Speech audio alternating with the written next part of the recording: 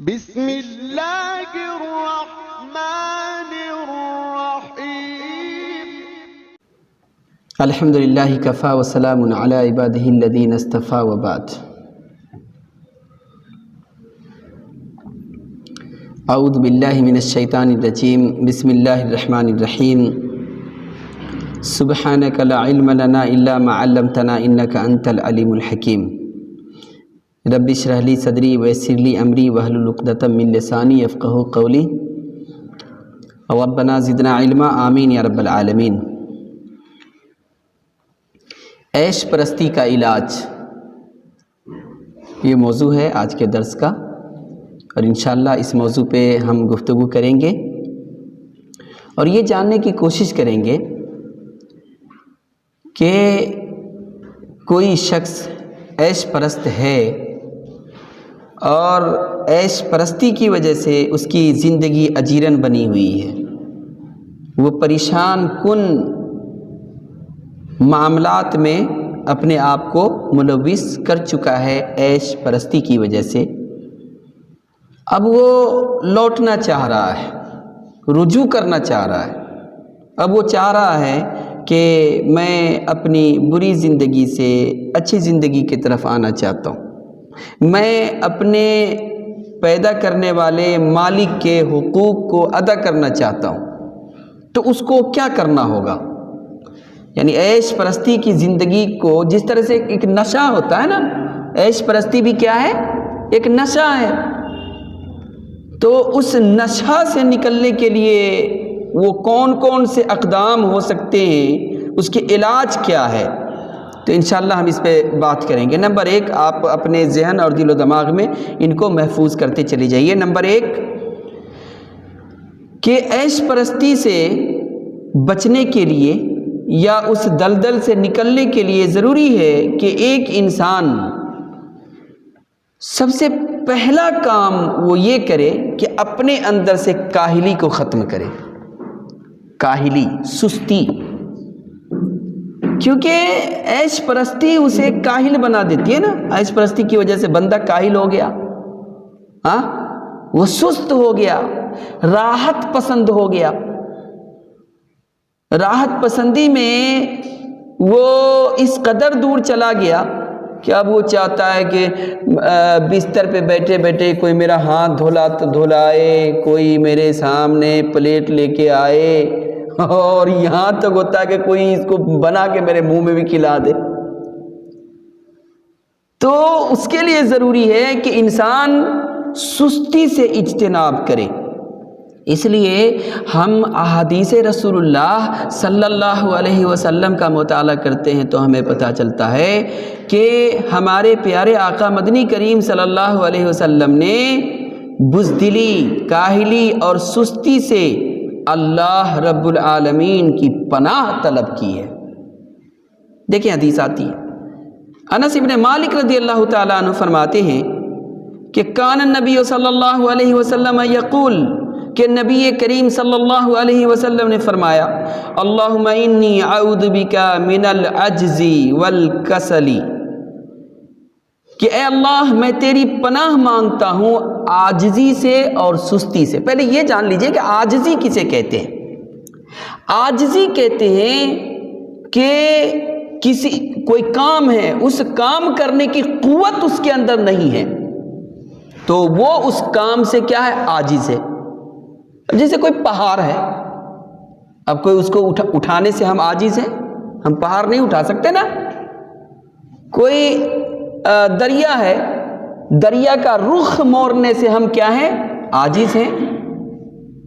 ہم کیا کہتے ہیں؟ نہیں رخ موڑ سکتے۔ تو ان کاموں کا مکلف اللہ تعالیٰ نے نہیں بنایا اپنے بندوں کو کہ تم جا کر کے پہاڑ کو تراشو، تم جا کر کے یہ کرو، یہ نہیں بنایا، کیونکہ اللہ رب العالمین نے بندوں کو عاجز بنایا ہے، تو بندہ عاجز ہے۔ لیکن کچھ ایسے کام ہیں جو بندے کے اختیار میں اللہ رب العالمین نے رکھا ہے، جیسے فرض نماز، رمضان المبارک کا روزہ، یا اور بھی دیگر عبادات ہیں۔ اب یہ جو رسول اللہ صلی اللہ علیہ وسلم نے فرمایا والکسلی، اور سستی سے، تو یہ اختیار میں ہے، وہ کر سکتا ہے، لیکن سستی کی وجہ سے نہیں کر رہا ہے۔ تو یہاں پہ رسول اللہ صلی اللہ علیہ وسلم نے دعا سکھلایا کہ سنو میرے امت کے لوگوں، تم عاجزی سے بھی اللہ کی پناہ چاہو اور سستی سے بھی اللہ کی پناہ چاہو، یعنی تمہارے زندگی میں کوئی ایسا مرحلہ نہ آئے کہ کوئی اچھا کام ہو اور تم عاجز ہو جاؤ۔ جیسے کوئی یتیم بچہ ہے، پرورش کرنی ہے، لیکن ہم عاجز ہیں۔ عاجز کیا ہے؟ ہمارے پاس ہے ہی نہیں کہ ہم ان کی پرورش کریں۔ تو وہاں جو عاجزی ہے، اس ایسی عاجزی سے کہ ہم مظلوم کی مدد نہ کر سکیں، کسی یتیم کے سر پہ ہاتھ نہ رکھ سکیں، خیر کے کاموں میں ہم ہاتھ نہ بٹا سکیں، تو ایسی عاجزی سے رسول اللہ صلی اللہ علیہ وسلم نے اللہ کی پناہ طلب کی ہے۔ اور سستی کہ بندے کے اختیار میں ہے یہ کام، اگر یہ چاہتا تو کر لیتا، لیکن افسوس کی بات ہے کہ اس شخص نے سستی کی وجہ سے کام نہیں کیا۔ صرف سستی نے اس نیکی میں اور اس میں کیا حائل ہو گئی؟ سستی، کاہلی۔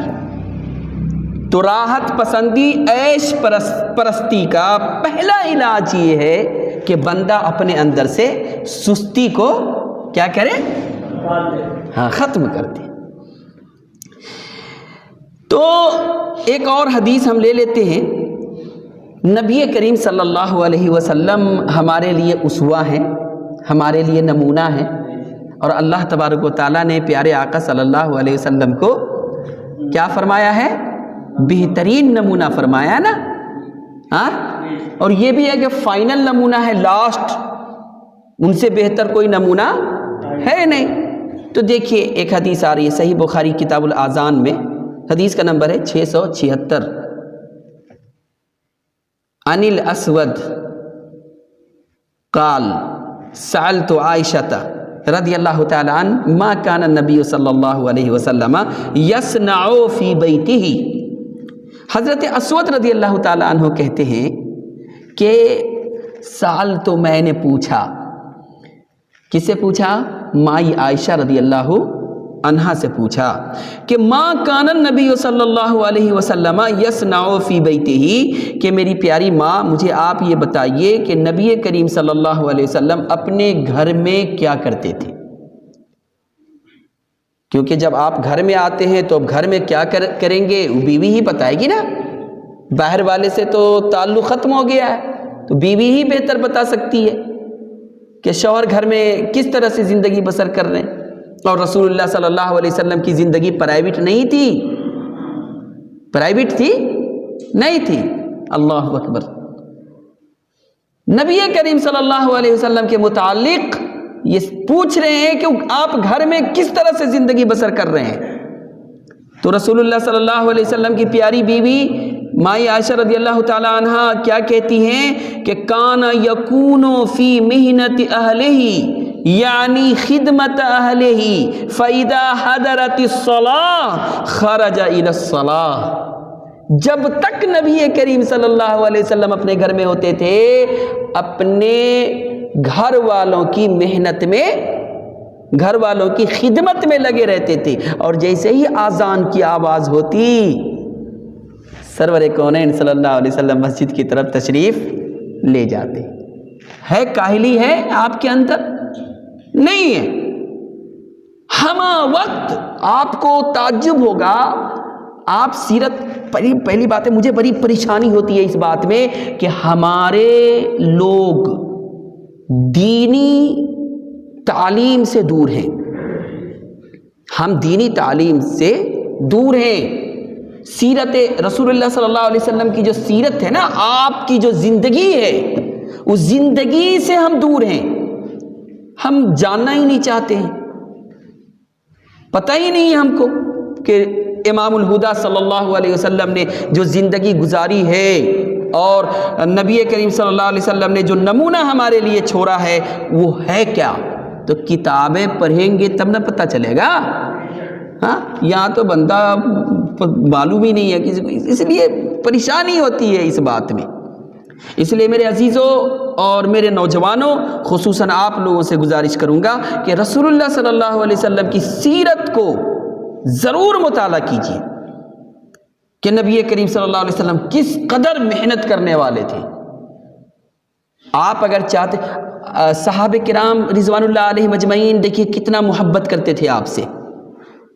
میں سمجھتا ہوں اور اللہ گواہ ہے، آدم علیہ السلام سے لے کر کے دنیا کے آخری انسان تک جتنے بھی انسان اس روئے زمین پہ پیدا ہوئے،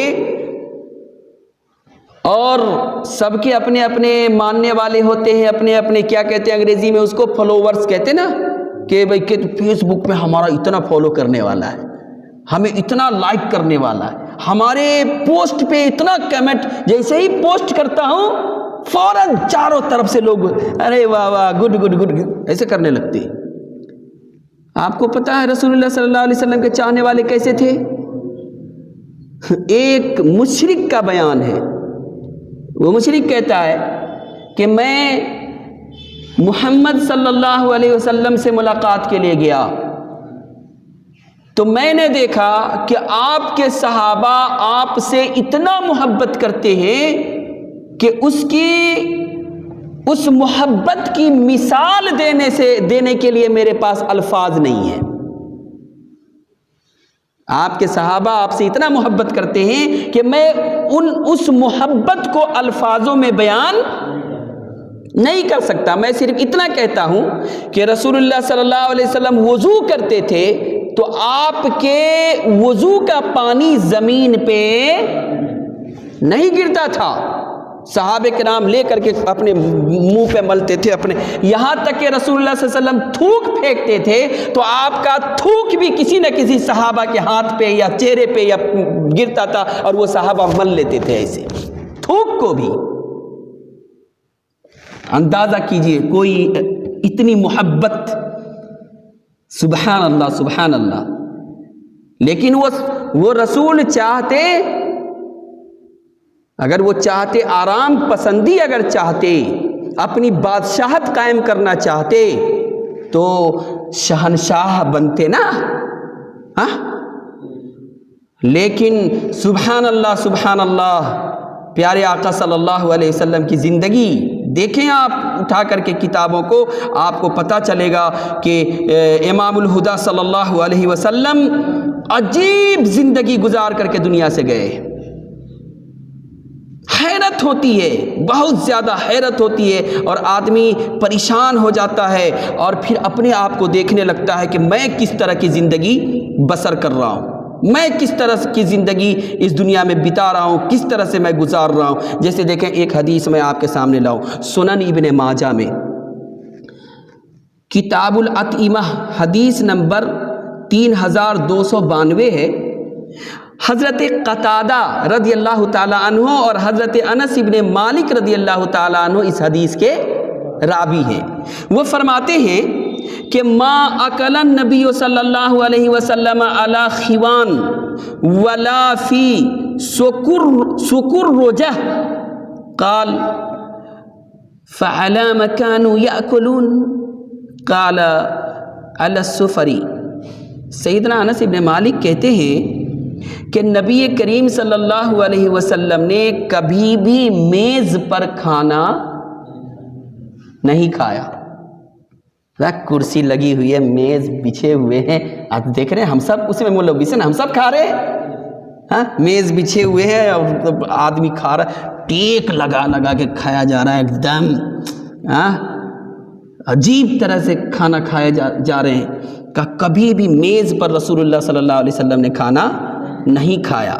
اور یہاں اس حدیث میں ایک لفظ ہے سکر روجہ. سکر روجہ اس کے معنی ہوتے ہیں کہ اور نہ تشتری اور تھالی میں رسول اللہ صلی اللہ علیہ وسلم نے کھانا کھایا. مطلب اس کا یہ ہوا کہ ایک پلیٹ میں چاول ہے یا روٹی ہے اور ایک کٹورے میں دال ہے، بس کافی ہے، یہ سنت ہے. لیکن کیا ہے، ایک پلیٹ میں چاول ہے یا روٹی ہے، دوسرے پلیٹ میں دال ہے، تیسرے پلیٹ میں کباب ہے، چوتھے پلیٹ میں فلانا ہے، اس طرح سے چھوٹے چھوٹے پیالے میں، یہ چھوٹے چھوٹے پیالے میں انواع اقسام کے کھانے کی چیزیں رکھی ہوئی ہے، اور آدمی کبھی اس میں ہاتھ لے کبھی اس میں ہاتھ کبھی اس طرح سے کر رہے ہیں۔ اسی بات کو رسول اللہ صلی اللہ علیہ وسلم کے صحابی بیان کر رہے ہیں کہ ہم نے پیارے آقا صلی اللہ علیہ وسلم کو نہ کبھی میز پہ کھانا کھاتے ہوئے دیکھا، اور نہ دو تین پیالے میں 2-3 سالن کے ساتھ ہم نے رسول کو کھانا کھاتے ہوئے دیکھا۔ کیا ان کے پاس تھا؟ آپ کہیں گے کہ ان کے پاس تھا نہیں؟ ہاں، اگر ایک مرتبہ دعا کر دیتے کہ میرے رب مدینہ کا جو پہاڑ ہے احد اس کو میرے لیے سونا بنا دے، تو کیا اللہ تعالیٰ آپ کی دعا کو قبول نہیں کرتا؟ ہاں، لیکن پیارے آقا صلی اللہ علیہ وسلم نے ایسا نہیں کیا۔ صحیح بخاری کتاب العتیمہ حدیث نمبر 5413 ہے۔ ابو حازم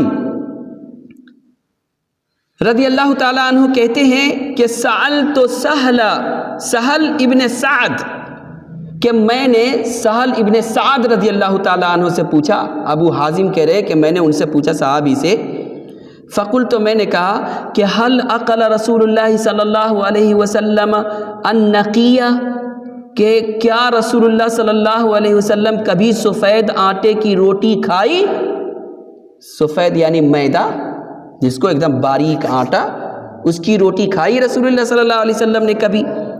فقال سہل، تو سہل رضی اللہ تعالیٰ عنہ نے فرمایا، ما رأى رسول اللہ صلی اللہ علیہ وسلم النقیہ من حین ابتعثہ اللہ حتی قبضہ اللہ، کہ جب سے رسول اللہ صلی اللہ علیہ وسلم کو اللہ تعالیٰ نے نبی بنایا اس وقت سے لے کر کے اور آپ کی وفات ہو گئی، آپ اس دنیا سے چلے گئے اللہ کے پاس، لیکن اس 23 سالہ مدت میں میں نے کبھی نہیں دیکھا رسول اللہ صلی اللہ علیہ وسلم کو کہ آپ باریک آٹا کا روٹی آپ نے کھایا ہو۔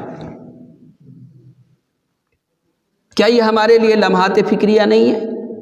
اس کا یہ مطلب نہیں ہے کہ حرام ہے آپ نہ کھائیں، بلکہ مطلب یہ ہے کہ ان باریک آٹا ہی کو کھا کر کے اور شیطانی راہ پہ انسان چل نکلے، اللہ سے غافل ہو جائے، رسول کی سنت سے غافل ہو جائے، اور اپنے مقصد وجود کو بالکل ہی بھلا دے کہ میں کیوں دنیا میں آیا تھا۔ اپنی پوری زندگی اچھا کھانا، اچھا پکانا، اچھا لباس، اچھا گھر، اچھا بنگلہ، اچھی گاڑی کو اپنی زندگی کا مقصد بنا لے، اور رسول اللہ صلی اللہ علیہ وسلم کے سنت سے اعراض کرے۔ اللہ تبارک و تعالیٰ نے اپنا بندہ بنا کر کے بھیجا ہے اس کو، اور وہ اپنے نفس کا بندہ اپنے آپ کو بنا لے، یہ غلط ہے، یہ صحیح نہیں ہے۔ آپ چلیں، یہ حدیث بہت طویل ہے، اللہ کرے کہ آپ اس حدیث کو جا کر کے صحیح بخاری کے اندر آپ دیکھیں۔ صحیح بخاری 5413 نمبر پہ حدیث ہے، بہت ہی طویل حدیث ہے، اور یہی بات تھی کہ صحابہ کرام رضوان اللہ علیہم اجمعین نے زہد کی زندگی کو اپنے لیے اختیار کیا تھا۔ مصعب رضی اللہ عنہ سے زیادہ امیر ہیں ہم لوگ؟ ہاں، ہے کوئی نوجوان جو روزانہ کپڑا بدلتا ہو؟ ہاں، اس کے لیے ایران سے خوشبو آتا ہو؟ ہاں، ہے کوئی یہاں پہ کوئی ایسا شخص ہے پورا امروہہ میں جس کے لیے خوشبو چائنا سے وہ خوشبو منگاتا ہو اپنے لیے؟ مصعب بن عمیر رضی اللہ تعالیٰ عنہ، اللہ اکبر، مثالیں دی جاتی ہیں، جس راستے سے گزرتے ہیں لوگوں کو پتہ چل جاتا ہے کہ اس راستے سے مصعب گزرا ہے۔ کیوں پتہ چل جاتا؟ اتنا خوشبو استعمال کرتے تھے، اتنا نفیس لباس پہنتے تھے کہ ان کے لباس کی خوشبو سے لوگ معلوم کر لیتے تھے ہاں اس راستے سے مصعب کا گزر ہوا ہے۔ لیکن وہ اسلام قبول کرتے ہیں، نبی کریم صلی اللہ علیہ وسلم کے دامن رحمت میں پناہ لیتے ہیں، اور پھر کیا ہوتا ہے جب وہ شہید ہوئے ہیں تو مکمل کفن بھی نصیب، معلوم ہے نا؟ ہاں، نہیں ہوا ہے۔ عمر بن عبدالعزیز رحمۃ اللہ علیہ اپنے وقت کے خلیفہ ہیں، بادشاہ ہیں۔ کیا ہیں؟ بادشاہ ہیں، خلیفہ وقت ہیں، اور ہندوستان کے جیسا 4-5 ملک کا اکیلا بادشاہ ہے۔ ہندوستان کے جیسا 5-6 ملک کا اکیلا بادشاہ ہے یہ عمر بن عبدالعزیز رحمۃ اللہ علیہ۔ مالک بن دینار رحمۃ اللہ علیہ سے کسی نے پوچھا کہ آپ زاہد ہیں، آپ کے اندر میں زہد دیکھتا ہوں۔ تو مالک بن دینار نے کہا ارے میں زاہد نہیں ہوں، زاہد تو عمر ابن عبدالعزیز ہے، بادشاہ ہے، عمر بن عبدالعزیز ہیں زاہد۔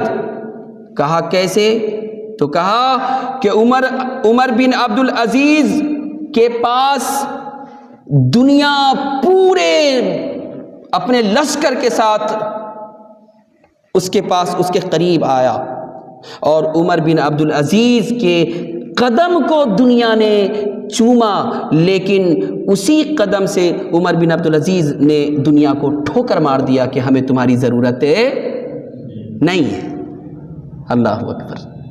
یہ تھے وہ لوگ جنہوں نے جانا تھا، جن کو معلوم تھا کہ عیش پرستی کرنے کے لیے ہم دنیا میں نہیں آئے۔ یاد رکھیے، فجر کی نماز کو ترک کر کے بغیر عذر شرعی کے سو جانا بھی عیش پرستی میں شامل ہے۔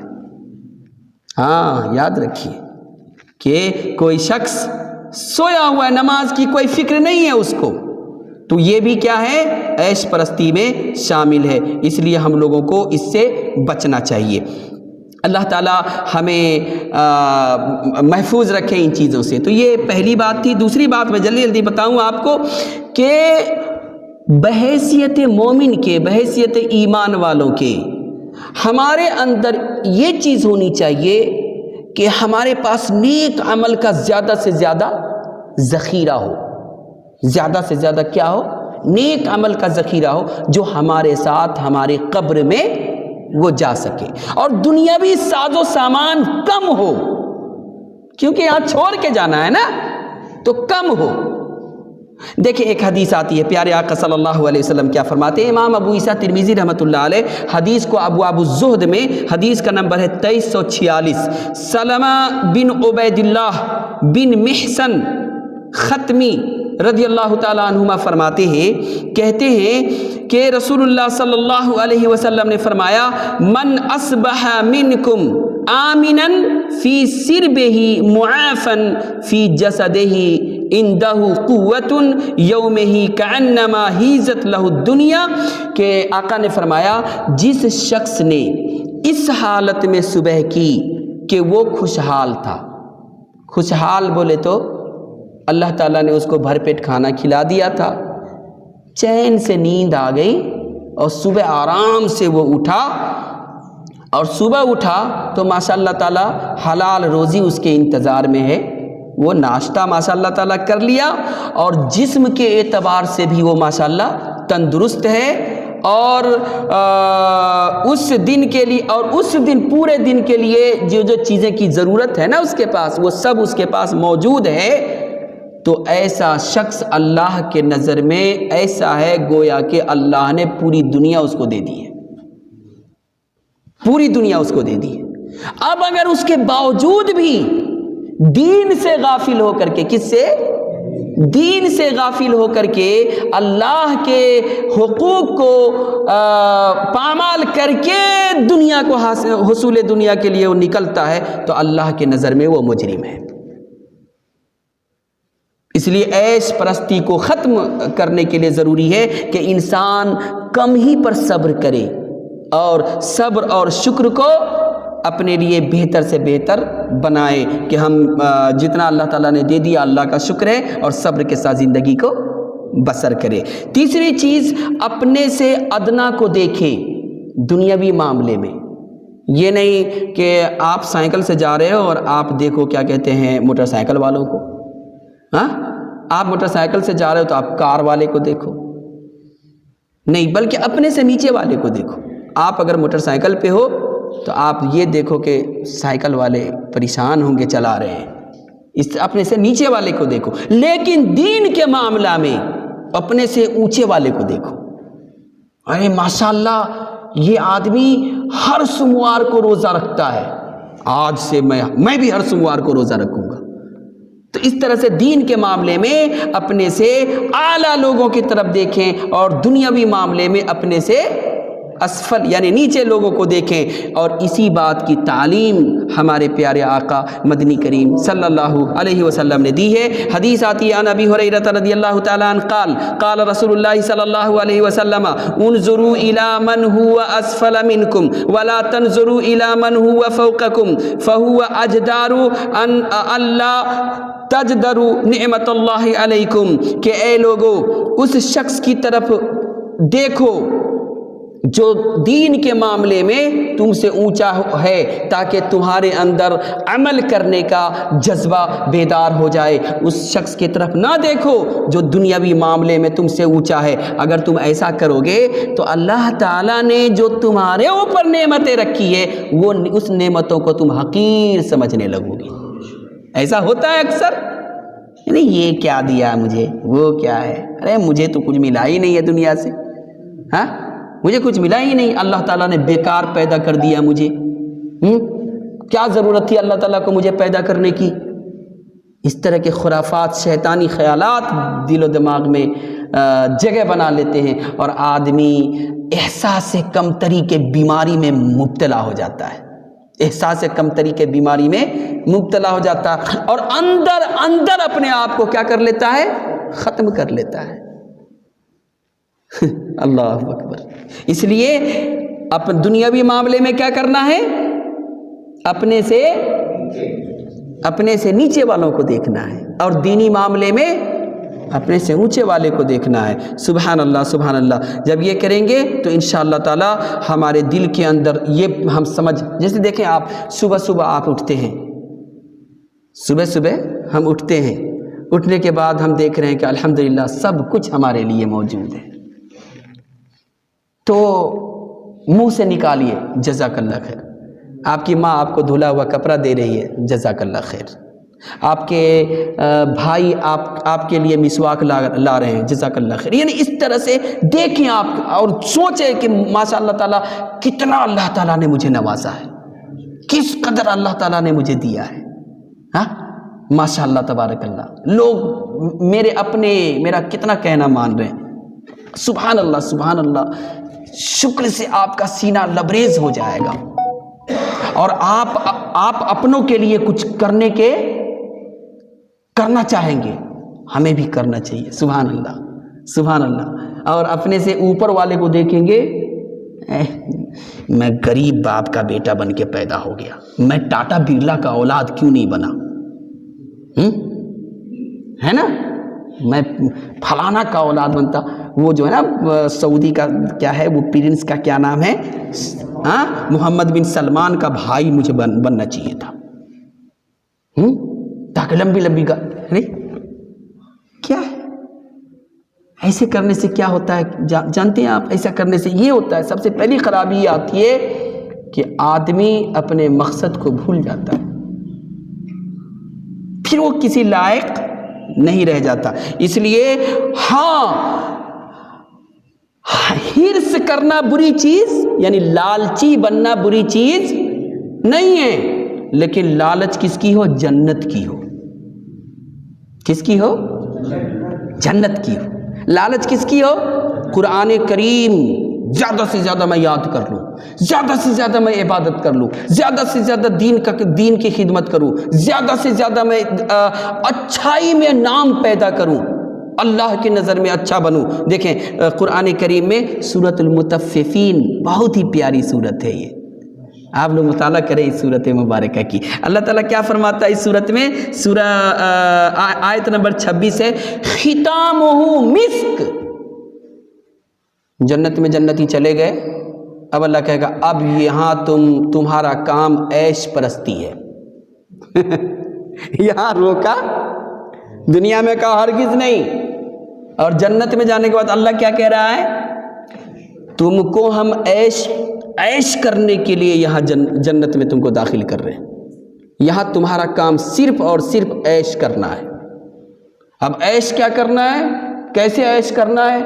بہترین مشروب جو بوڑھا بھی پیے تو جوانی آ جائے، ایسی مشروب، ایسا مشروب اس کو دیا جا رہا ہے پینے کے لیے، اس کے اوپر مہر لگے ہوئے ہیں۔ مہر بولے تو سل ہے اس کے اوپر، یعنی اس کو کسی نے چھوا نہیں ہے، اور دیا جا رہا ہے اس کو پینے کے لیے۔ ختامہ مسک، اور مسک کا مہر لگا ہوا ہے، خوشبو کا۔ اللہ اکبر۔ وفی ذالک فلیتنافس المتنافسون، تو اے کوشش کرنے والو، اگر تم کو کوشش ہی کرنا ہے تو اس کو حاصل کرنے کے لیے کوشش کرو۔ اے محنت کرنے والو، اے لالچ کرنے والو، اے حریص بننے والو، اگر تمہارے سینے کے اندر کسی چیز کا حرص ہے تو جنت کا حرص کرو، جنت کا حریص بنو، جہاں پہ تمہارے لیے کیا ہوگا؟ کبھی تم بوڑھے نہیں ہوں گے، کبھی تمہارا بال سفید نہیں ہوگا، کبھی تمہاری جوانی نہیں جائے گی، ہمیشہ جوان رہو گی۔ ہاں سبحان اللہ، ہمیشہ جوان رہو گے، کبھی بیماری آپ کے قریب نہیں آئے گی۔ جنتی بیمار ہوگا؟ کسی سنا آپ نے؟ ہاں، اس کو تو سردی کھانسی بھی نہیں کبھی ہوگا، ماشاءاللہ، ہاں ایک دم ماشاءاللہ مست۔ اور ایک اور بات، یہاں پر تو بسا بہت سارے لوگ اپنے چہرے سے بھی ناراض ہوتے ہیں، یہ کیسا چہرہ ہے ہمارا۔ جنت میں کیا ہوگا؟ انسان جیسا چاہے گا ویسا بن جائے گا۔ اللہ میرے جلد کو، مائیکل جیکسن کا نام سنا آپ نے؟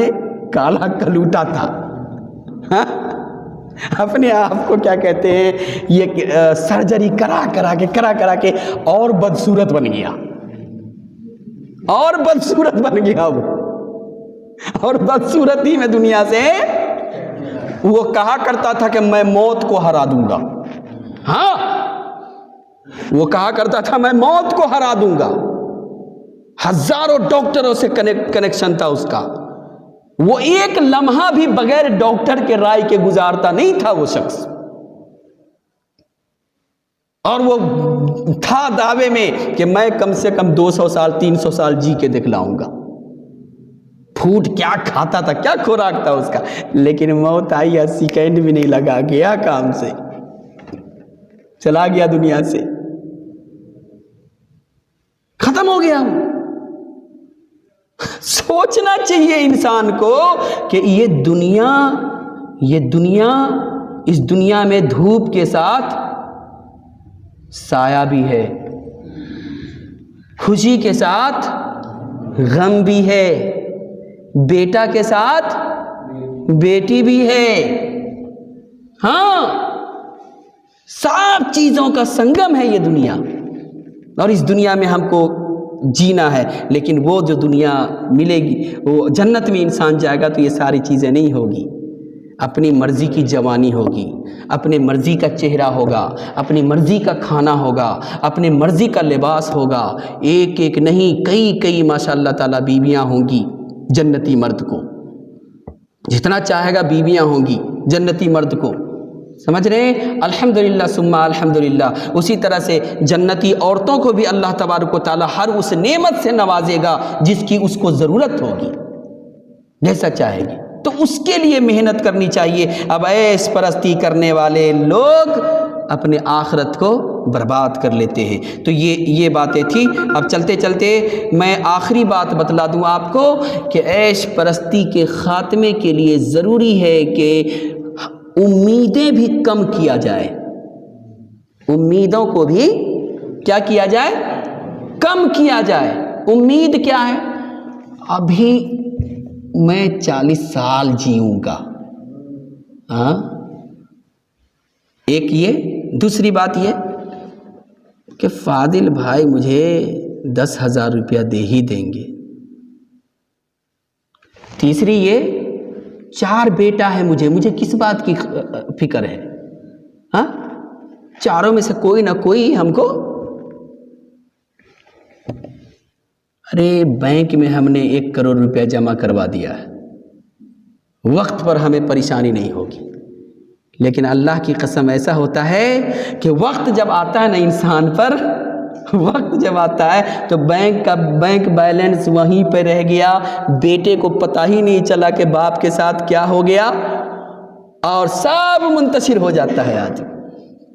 اس لیے رسول اللہ صلی اللہ علیہ وسلم نے فرمایا کہ صحیح البخاری کتاب الرقاق حدیث نمبر 6416، عبداللہ ابن عمر رضی اللہ تعالی عنہ فرماتے ہیں کہ اخذ رسول اللہ صلی اللہ علیہ وسلم بمنکبی، رسول اللہ صلی اللہ علیہ وسلم نے ایک مرتبہ اپنے دستے مبارک کو میرے کاندھے پہ رکھا، پیارے آقا نے عبداللہ ابن عمر کے کاندھے پہ اپنے دستے مبارک کو رکھا، فقال، اور کہا، کیا کہا، کن فی الدنیا کانک غریب او عابر السبیل، تم دنیا میں اس طرح رہو گویا کہ تم اجنبی ہو یا راہ چلتا ہوا مسافر ہو۔